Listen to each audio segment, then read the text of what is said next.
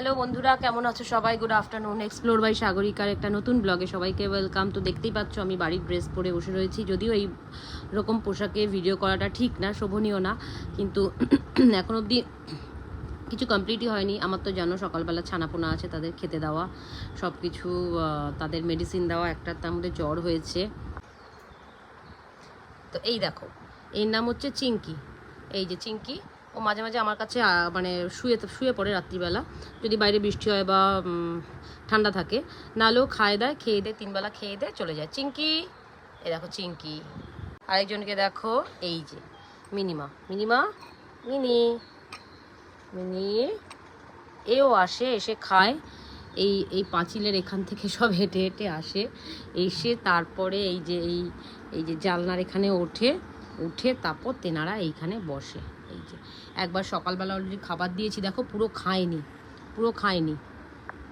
তো এই দেখো বসে আছে ইনি, আরেকজন পর্দার পেছনে, আমার বাবার ভয়, পর্দার পেছনে বসে আছে।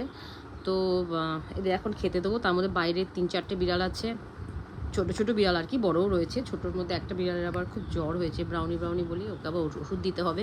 তো এইভাবেই আমার দিনটা কেটে যায়। আজকে আর স্টোর ওপেন করা হয়নি, স্টোর ওপেন করতে পারিনি আজকে। এই দেখো দেখো কি হয়েছে, মিনি, মিনি, এই যে মহারানী গিয়ে বসলো, এই এক মহারানী, এই যে, আর এই যে বাকি তো আরও বাইরে আছে।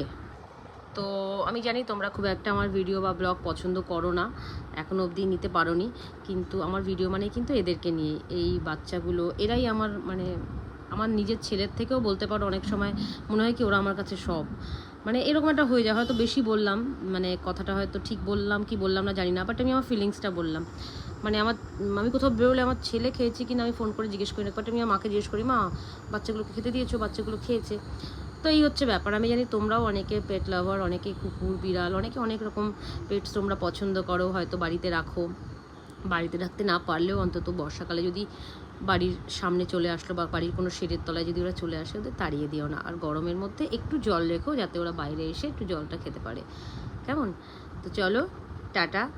আবার যদি কিছু সেরকম ঘটনা ঘটে নিশ্চয়ই তোমাদের সঙ্গে শেয়ার করব, বা আমি কি করলাম তোমাদের সঙ্গে অবশ্যই শেয়ার করব। তোমরা সবাই খুব ভালো থেকো, আর প্লিজ আমার এই ড্রেসটাকে একটু ইগনোর করো, একদম পচা ড্রেস আমার এই ড্রেসটা, এটা পরে সত্যি শোভনীয় না তোমাদের সামনে আসা, ক্যামেরার সামনে আসা। কিন্তু ওই যে বললাম, এখন ওদের খেতে দিতে যাবো, জামা কাপড় আমার এমনিই নোংরা হয়ে যাবে, তার জন্য। তো চলো আজকের মতো এতটুকুই, টাটা। পারলে একটু লাইক করো, একটু লাভ দিও।